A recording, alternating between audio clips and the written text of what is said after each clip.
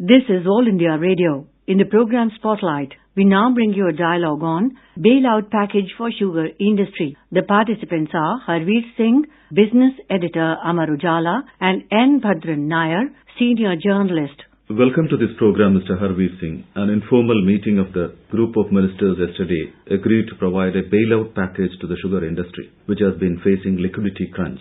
The package involves 7,200 crore rupee loan by banks, and the interest of 12% will be borne by the Sugar Development Fund and the Government of India. The government intervention comes at a time of a crisis in the industry, which was threatening to be snowballed into a political crisis. There were agitations at some places and even farmers setting fire sugarcane. Do you consider this stopgap arrangement will resolve the ongoing crisis in the sugar industry?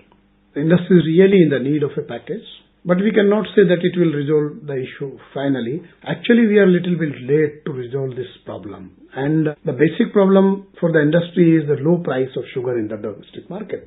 At the same time, exports are also not too much promising. And we have a lot of stocks. We have started this current crushing season, which starts from October, with a carryover stock of 8.8 million ton.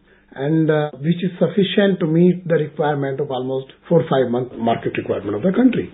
So it was already burdened on the industry, the cost of this carryover stock. At the same time, prices are low in the domestic market. And last crushing season, industry was facing a financial problem.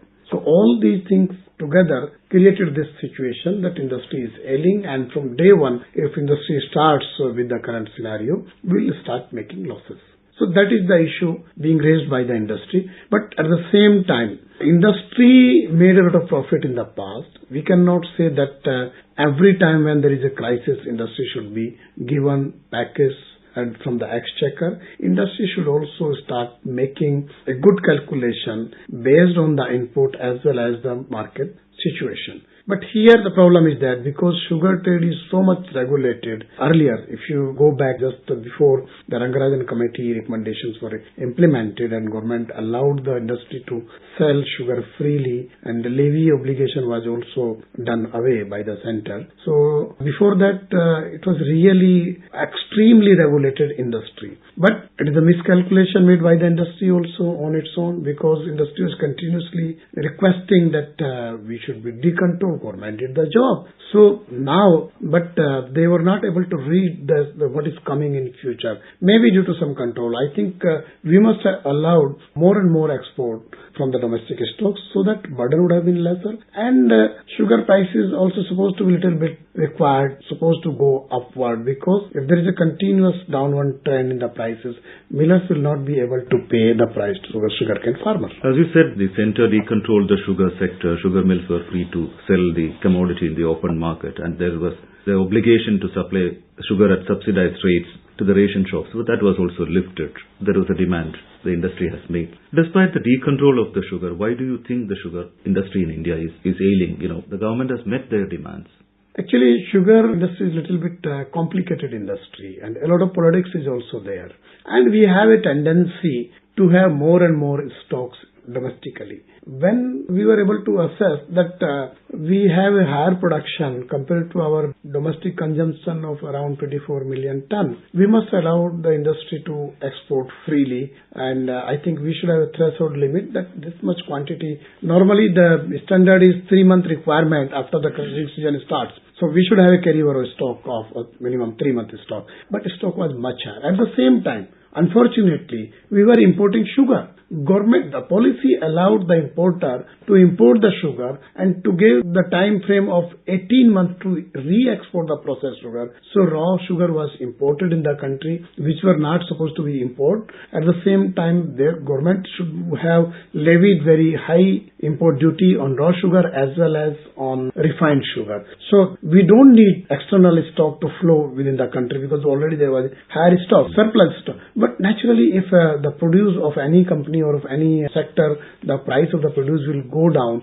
So there will be a negative impact on the entire sector. Even though India contributes 17% of the global sugar output, its share of export is only 4%. The Rangarajan committee also suggested that it should not be guided by domestic availability. Do you think that this should have helped the export of sugar, which is stockpiling in India? You are right. We should have a consistency in the export policy, which we don't have.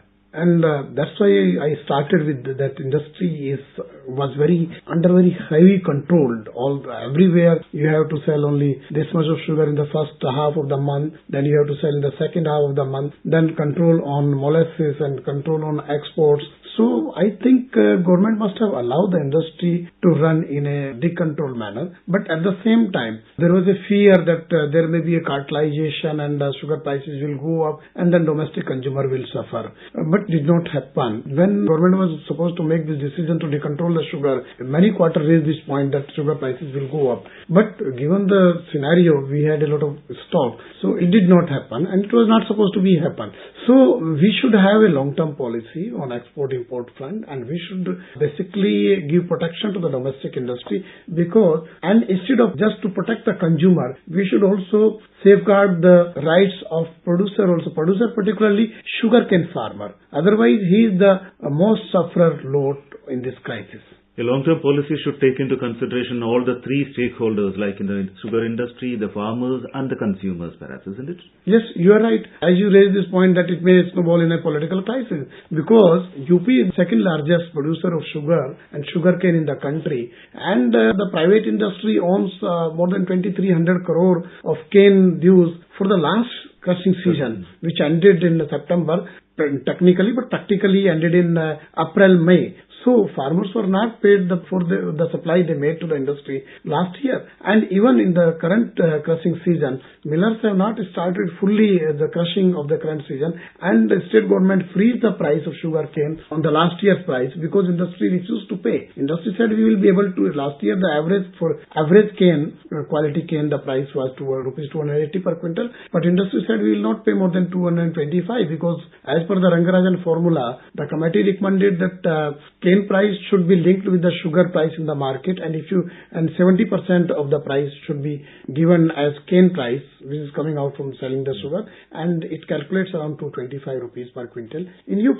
So in that case there was a continuous stand from the industry that we will not start crushing and only last Sunday this crisis was resolved when state government extended a lot of incentives to the industry more than rupees 11 per quintal in cane price. At the same time state also allowed the sugar industry to pay 20 rupees per quintal price as a deferred payment at the end of the season. Now center is also going to give a package. I think all these incentives now industry cannot complain that they are making losses because still in the retail consumer is paying the price for sugar between rupees 35 to rupees 40 per kg. If you are paying a rupees 2,400 as a cane price to the cane farmer and you are selling the consumer is paying 3,500 and beyond per quintal, I think now from the day one you are going to make a profit on rupees 240 per quintal cane price in UP if all incentives you pass on to the industry. So calculation goes really in the favor of the industry. So I think we should go in a long-term solution for this issue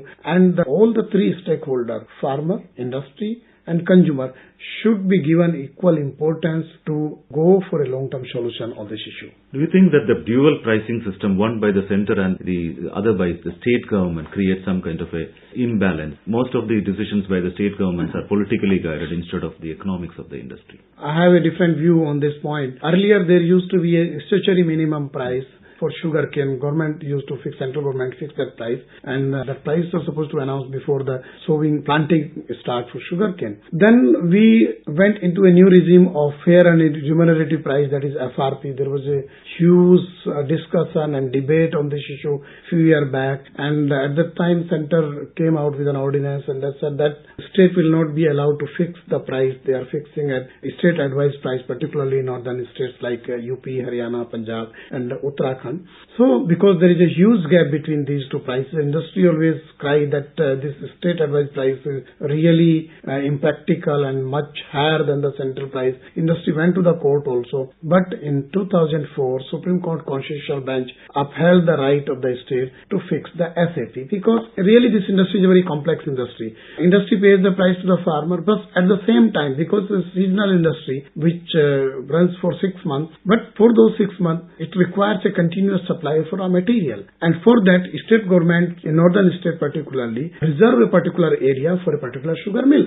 Farmer cannot sell his produce to another industry. So if you are bounding him for a particular sugar mill, so naturally he should also have some extra benefit from the industry, because he has to supply the cane to the particular industry for a longer period. He has to keep his field engaged with the crop despite the maturing of the crop, because he has to supply that crop for 6 months. So in that, and there is an agreement between sugar mill and cane cooperative society and farmer, and on behalf of the government, cane cooperative society enters into that agreement, and that is agreed price. So it is an agreed price. Industry has to accept that price against that reservation order. So it is like that. And when farmers are getting suppose rupees 280 per quintal from the sugar mills in a state last year, and FRP is almost half of that price. So how can you say that FRP is a practical price? It is not a directly market-based price.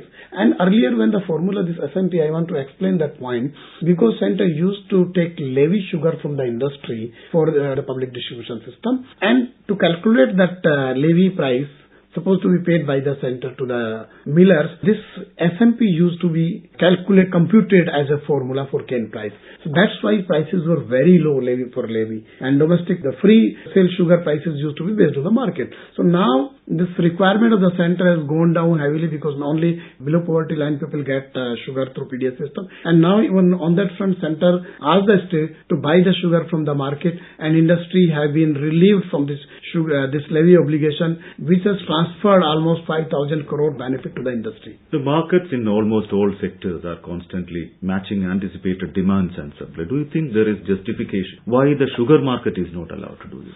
We have a certain capacity for crushing the cane. We have certain acreage for the cane. So naturally you will have this quantity available as a produce. But we should adopt a very, I think, a practical formula on that thing, for this thing, because sugar cane is not just a crop which produces sugar. Sugar cane gives a lot of other byproducts. And even if you don't want to produce sugar from sugarcane, you can make alcohol or ethanol from the sugarcane juice. India is a deficient country for energy, particularly petroleum products, and we have program to blend the ethanol into petrol. Now 5%, and as per this committee recommended that we should have a 10% blending of ethanol into petrol. As soon as possible, we should adopt this formula. So then we will be able to resolve this problem once for all, because if industry feel there is sufficient sugar is available. We hope the industry comes up to the level of long-term planning, and as also the government comes up with long-term policy initiatives, so that the interest of the farmers and the industry, which is a very traditional industry in India, as also the consumers, is protected in a long-term measure. Thank you, Mr. Harveer Singh. Thank you very much. You were listening to a discussion on Bailout Package for Sugar Industry. The participants were Harveer Singh, Business Editor, Amar Ujala, and N. Bhadran Nair, Senior Journalist. It came to you in the program Spotlight, produced and presented by the News Services Division of All India Radio. This program is also available on our website, newsonair.nic.in. You may email your opinion about this program at airnsdtalks@gmail.com.